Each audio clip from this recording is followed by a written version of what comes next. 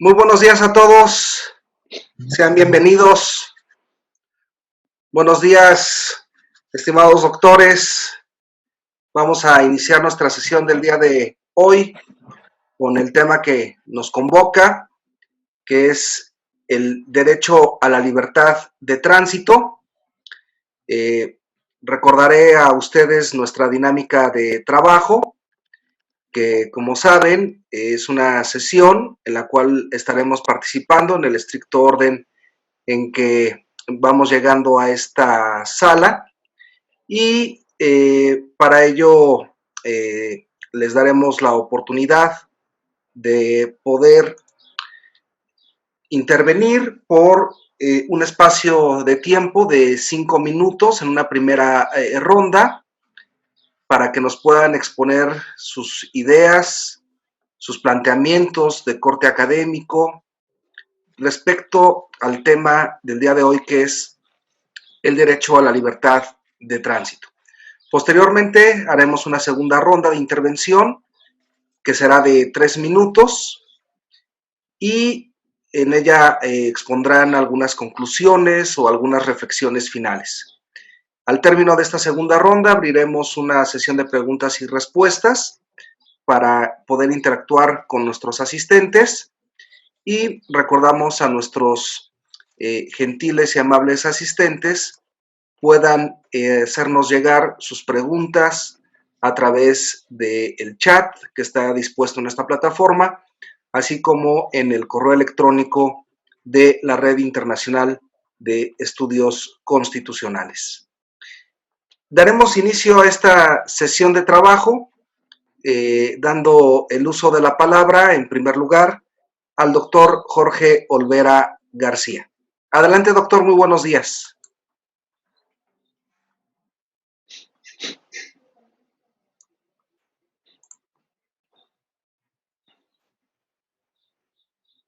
Nuestra página de la Comisión de Derechos Humanos. El derecho a la libertad de tránsito ya se ha tocado en todas las anteriores sesiones como por parte de los colegas de todos los países y especialmente México.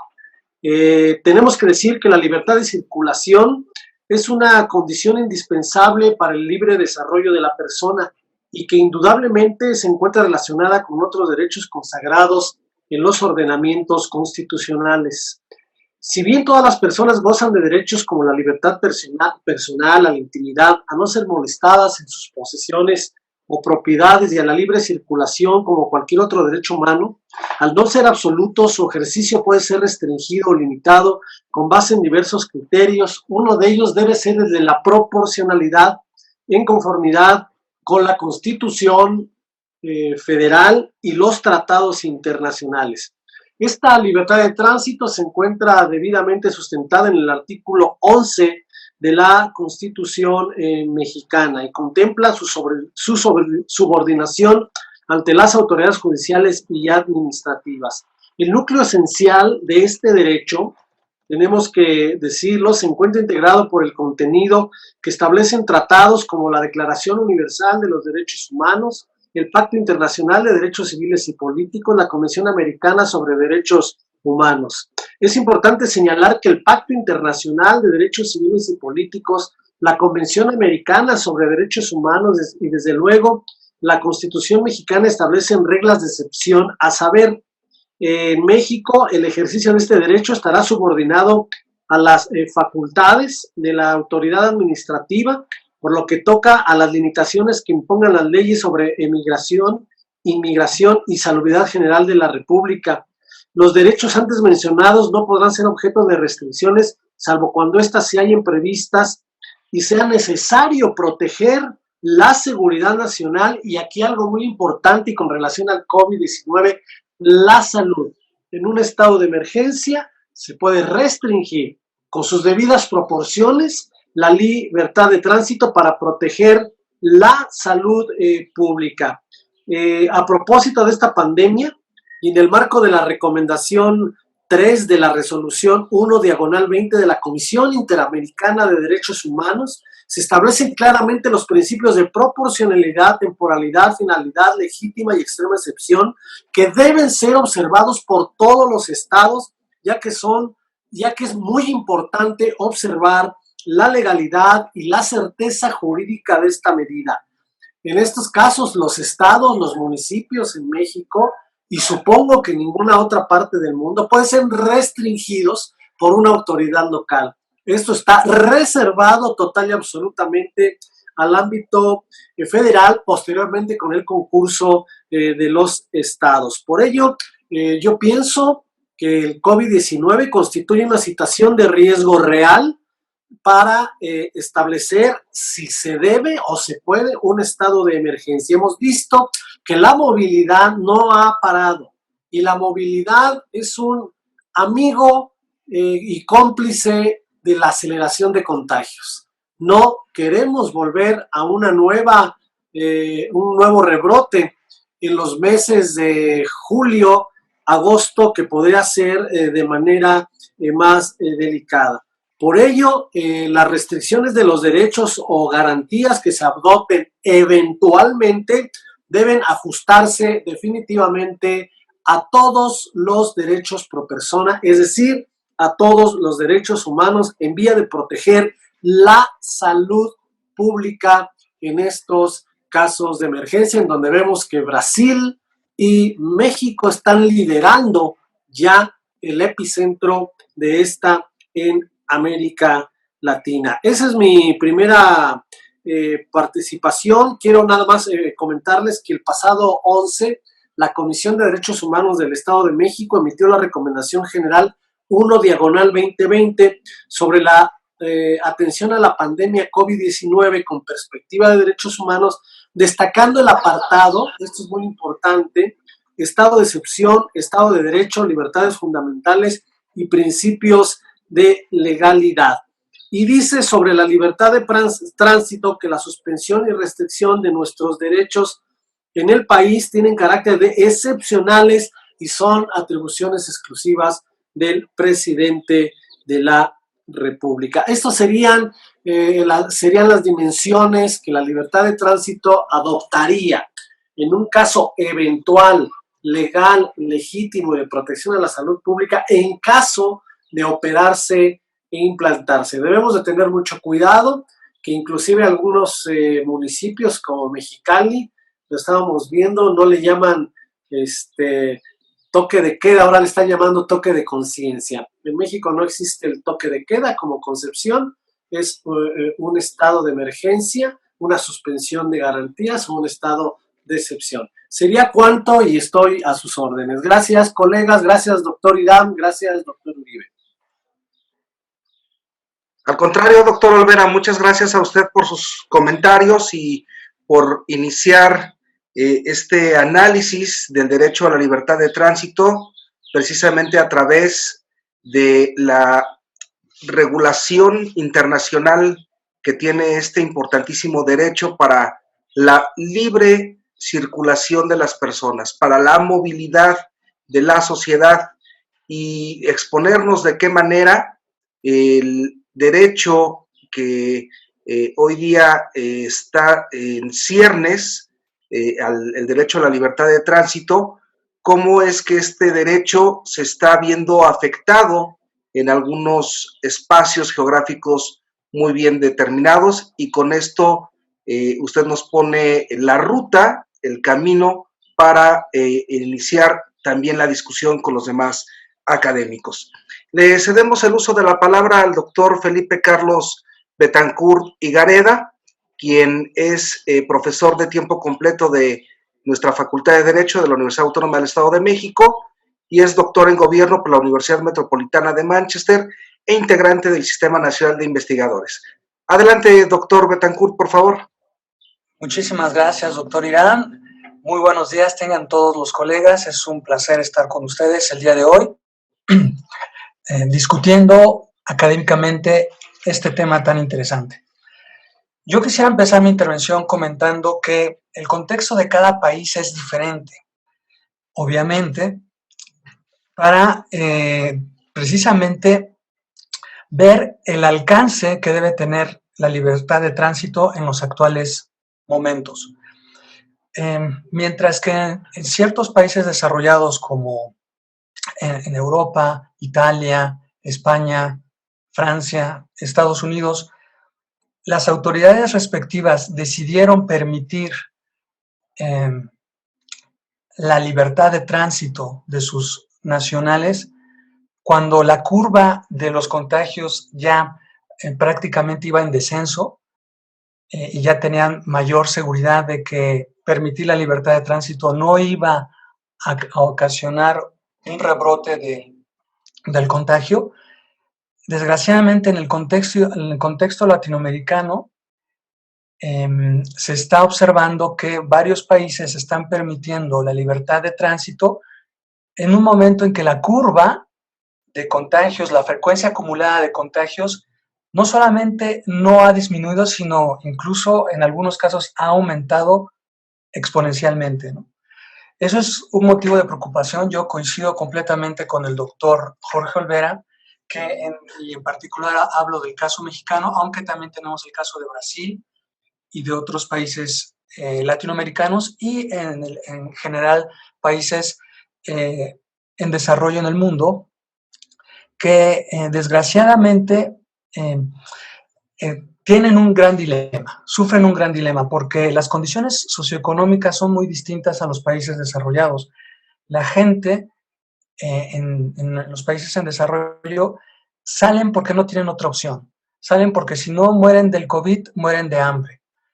Entonces, pues, debido a esa situación, se dificulta más la contención del virus, se dificulta más su dispersión. Y pues eso pues hace que la contingencia no se vea con claridad para cuándo pueda concluir. Y aquí la cuestión es el criterio que debemos de tener es que mientras la curva de contagios, la frecuencia acumulada de contagios disminuya sustancialmente, no es aconsejable pues alentar a la gente a salir. Y esto obviamente pues en un ejercicio de ponderación de derechos, estoy de acuerdo con las intervenciones de colegas en sesiones pasadas que pues el derecho a la vida constituye el fundamento de todos los demás derechos, porque sin vida no se pueden ejercer los otros derechos, ¿no? Entonces, la restricción de la libertad de tránsito debe estar dirigida y debe ser una medida proporcional, como bien lo menciona el doctor Jorge Olvera, para precisamente proteger la vida de las personas. Y esto es importante. Ahora bien, esta restricción de la libertad de tránsito ha causado también pues grandes pérdidas a empresas que se dedican precisamente a la movilidad aérea, movilidad terrestre. Estaba observando las noticias que grandes compañías aéreas han quebrado, pero por otra parte, pues surgen oportunidades de negocios para aquellas empresas que entregan en persona, entregan a distancia los productos que se compran. Entonces, bueno, estamos presenciando una reconfiguración del sistema económico y eso, pues, eso es muy interesante, ¿no? Pero sí, repito, el principal argumento que yo quiero resaltar es que la restricción de la libertad de tránsito es necesaria para proteger la vida. Por ejemplo, también Estados Unidos ya oficialmente restringió los vuelos de Brasil hacia su país, debido a que ellos están muy al tanto de la cantidad de contagios. Creo que es una medida legítima de cualquier país restringir la libertad de tránsito de un país a otro o cerrar sus fronteras, si esa constituye una medida prudente para evitar los contagios. Creo que lo que nos está enseñando la actual pandemia es que la disciplina que tengan los países para evitar la dispersión de contactos es crucial para que todo el mundo se beneficie. En ese sentido, creo que mientras aquí es donde la ciencia, el derecho se agarra de la ciencia, y el criterio que debemos de tener es que mientras esa curva de contagios no se aplane, desgraciadamente tendremos que restringir la libertad de tránsito. Por último, termino mi intervención mencionando que sí tenemos esperanza en el mundo de que pronto podamos volver a una normalidad, si no igual como antes, a una nueva normalidad, porque cada vez más compañías farmacéuticas y de investigación están haciendo progresos sustanciales en las vacunas y en los tratamientos para curar esta enfermedad. AstraZeneca en el Reino Unido, por ejemplo, Moderna en Estados Unidos. Entonces, bueno, creo que pero en el futuro cercano sí se tiene que restringir la libertad de tránsito, pero con un optimismo de que en un futuro no tan lejano, quizás unos 6 meses, una vez que se haga disponible estas vacunas y estos tratamientos eficaces contra el coronavirus, podremos observar un regreso a la normalidad. Pero mientras necesitamos ser disciplinados para evitar mayores contagios. Muchísimas gracias por su atención y pues así espero iniciar el debate sobre este interesantísimo derecho fundamental. Muchas gracias, doctor Irán. Muchísimas gracias, doctor Felipe, por su intervención y por continuar también con esta línea de argumentación que permitirá la construcción de los argumentos de esta sesión del día de hoy y en donde indudablemente coincidimos con usted. Debe de existir esperanza para una nueva normalidad.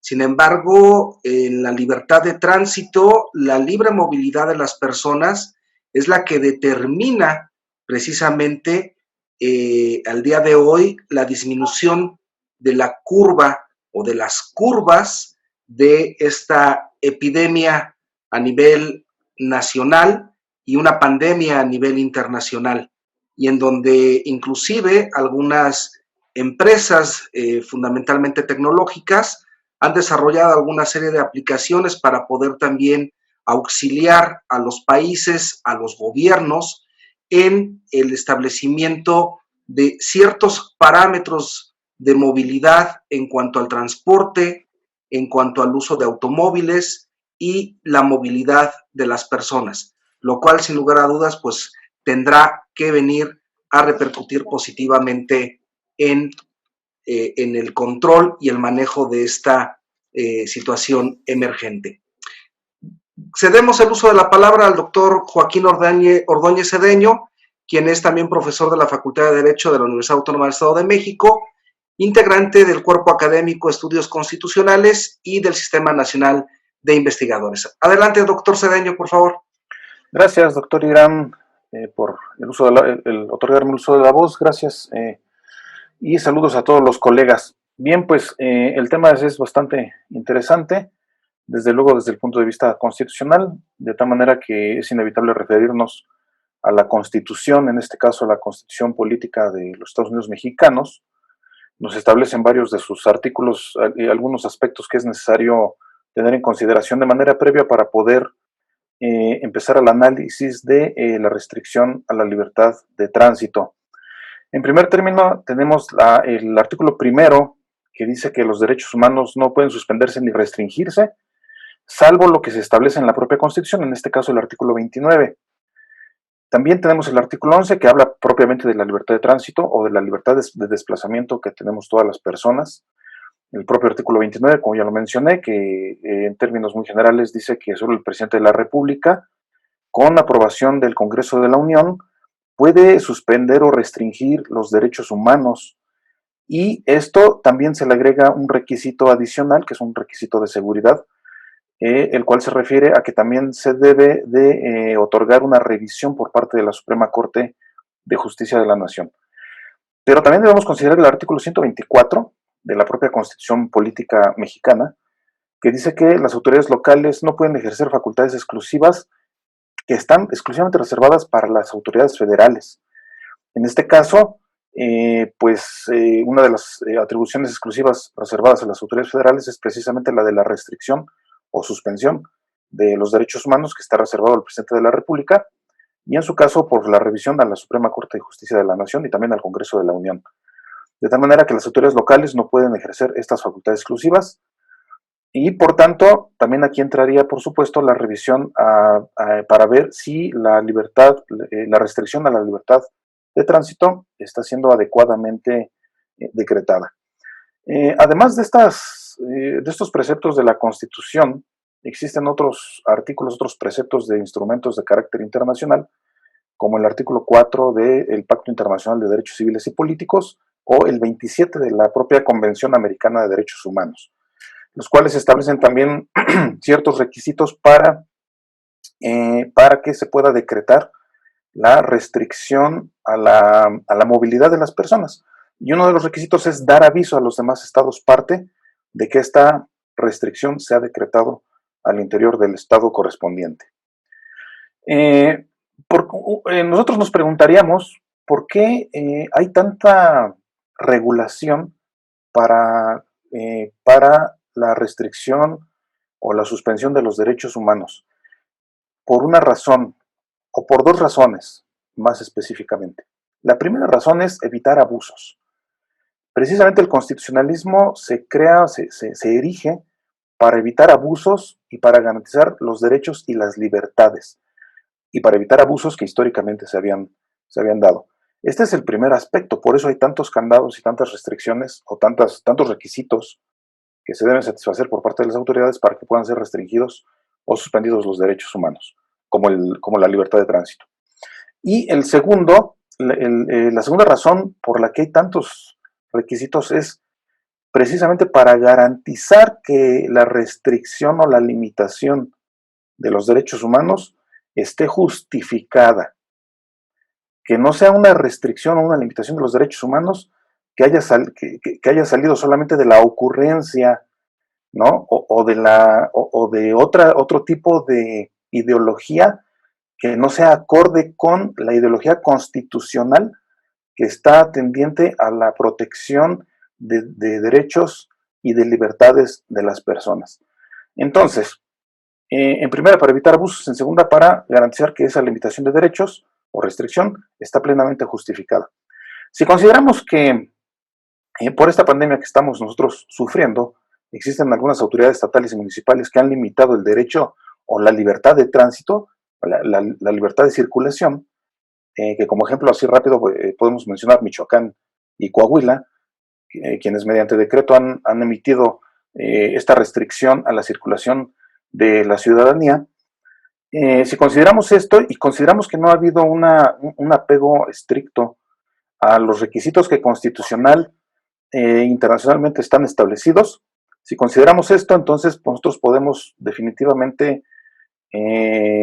concluir que estas autoridades locales de los estados que acabo de mencionar están infringiendo la Constitución Política de los Estados Unidos Mexicanos, ya que no tienen facultades para suspender o restringir los derechos humanos, como en el caso que nos ocupa, el derecho de la libertad de tránsito. Y por mi parte es cuanto. Muchas gracias. Muchísimas gracias, doctor, por su comentario, por hacer énfasis precisamente en esta situación que ya desde un inicio el doctor Jorge Olvera planteaba, en cómo las autoridades, sobre todo de carácter municipal, están llevando a cabo una serie de restricciones a la libertad de tránsito sin tener facultades para ello. Y aquí, en este punto, yo quisiera dejar sobre la mesa para todos nuestros ponentes, ya nuestros participantes han hecho el favor de hacernos llegar algunas preguntas y se las dejaré sobre la mesa para que en el transcurso de sus intervenciones, si alguien desea hacer el uso de la voz para responderlas o en su exposición queda de manifiesto. La primera es, ¿qué hacer o qué es lo que se debe de hacer ante el exceso que están cometiendo algunas autoridades? La segunda, si es que ante estos excesos en el marco jurídico constitucional de cada uno de nuestros países hay controles, o bien si los existentes son insuficientes para hacer frente a esta situación.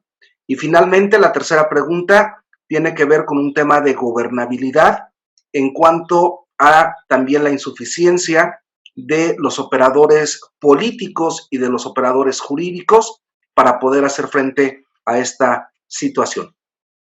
Enseguida le daremos el uso de la palabra al doctor Enrique Uribe Arzate, quien es doctor en Derecho por la Universidad Nacional Autónoma de México, líder del cuerpo académico en estudios constitucionales y el principal artífice de este seminario internacional.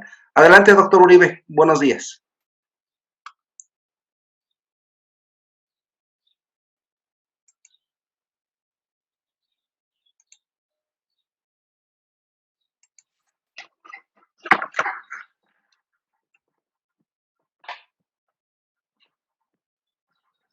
Adelante, doctor Enrique Uribe. Muchas gracias, doctor Piña. ¿Se escucha bien? Perfectamente. Ok. Buenos días a todos. Les saludo con afecto a todos los participantes, ponentes, asistentes a este seminario internacional. Hemos andado ya en estas sesiones que tenemos semanalmente con diversos análisis en torno a lo que ahora genera la restricción de derechos, la afectación de libertades por parte de las autoridades que han tomado el control en el tema COVID. Creo que lo que abordamos el día de hoy tiene una importancia mayúscula porque es uno de los derechos fundamentales, uno de los derechos que con mayor cotidianidad los seres humanos ejercemos. Este derecho a la libertad de tránsito quiero enfocarlo desde la interrelación que guarda o la interdependencia que tiene con otros derechos humanos. Efectivamente, como ya se ha expuesto, tiene que ver con la posibilidad que tiene una persona, que tiene un ser humano, de transitar, de circular, de moverse. Desde luego, yo lo quiero conectar con la idea de la movilidad humana como un derecho esencial, inherente a la libertad de la que disfrutamos todos. Y esto, precisamente por el principio de interdependencia de los derechos humanos, se vincula con un derecho fundamental que es el derecho a migrar. El derecho de cambiar de residencia, no solo dentro del país, hablando de una migración interna dentro del propio país, sino hacerlo incluso hacia otra nación. Derechos que están consagrados, como lo sabemos, en ordenamientos constitucionales, como ya ha sido expuesto, pero que también tienen una proyección internacional, por ejemplo, en el artículo 13 de la Declaración Universal o en el 22 de la Convención Americana. Aquí estos ordenamientos refieren incluso a la posibilidad de cambiar de nacionalidad, de cambiar de residencia, de cambiar de lugar donde la persona se desarrolla. Vamos, yo lo enfocaría en dos derechos que son el derecho a migrar y el derecho a residir. Este último, el derecho a residir, no está trabajado de manera clara o no por lo menos de manera terminal en la doctrina, pero implicaría que esa movilidad humana o el derecho a la libertad de tránsito me debe permitir también la libertad o el derecho a cambiar de residencia, el derecho a vivir, el derecho a estar en algún otro lugar donde yo me sienta mejor y esté más a gusto y donde me pueda desarrollar de mejor manera.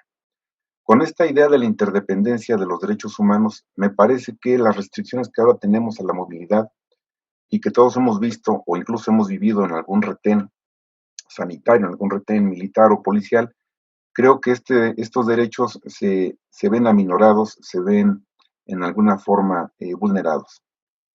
En segundo lugar, el tema también se vincula con la falta de información veraz, si es que lo puedo plantear en estos términos, porque al parecer, al menos queda la percepción ciudadana de que las autoridades no nos han informado con oportunidad, de manera adecuada, de manera pertinente, de manera suficiente, sobre las medidas que se van a tomar o se deben tomar para que la pandemia sea enfrentada de mejor manera a través de la restricción de la movilidad.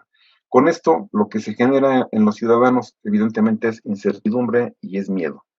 No queremos salir, tenemos miedo a salir, tenemos miedo e incertidumbre porque adelante en cualquier lugar nos encontraremos un retén, y no sabemos si ese retén sea solamente para tomarnos la temperatura o para hacernos algunas preguntas relacionadas con este problema de salud, o sea incluso para algo grave, alguna extorsión, etcétera. Esto también se relaciona con el tercer asunto que quiero plantear a ustedes.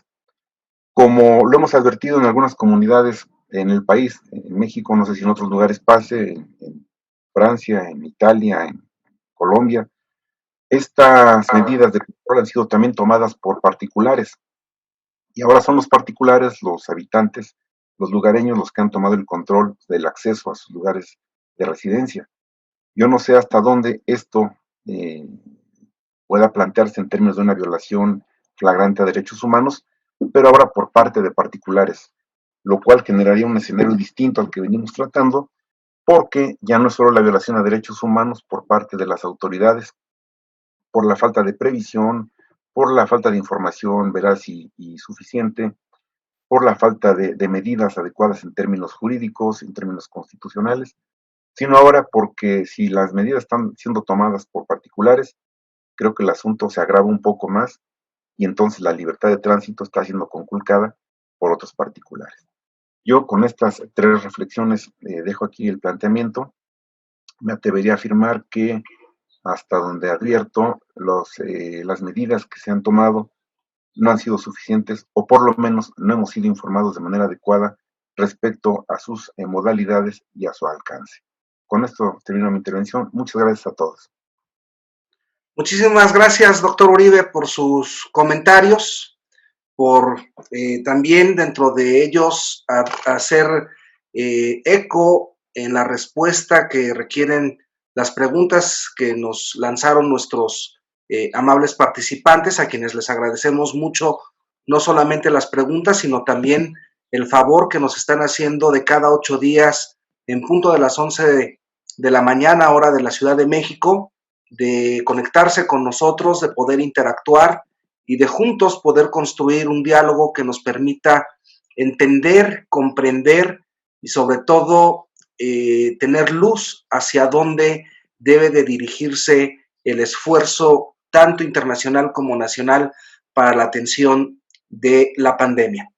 Enseguida le damos uso de la palabra al doctor Ricardo Mauricio Freire Suárez, quien es doctor y máster en Derecho por la Universidad Federal de Bahía, postdoctor en la Universidad de Roma, profesor y coordinador del Centro de Estudios Fundamentales de la Facultad de Derecho de Bahía y profesor invitado en diversas universidades extranjeras. Adelante, doctor Freire, bom dia. Bom dia,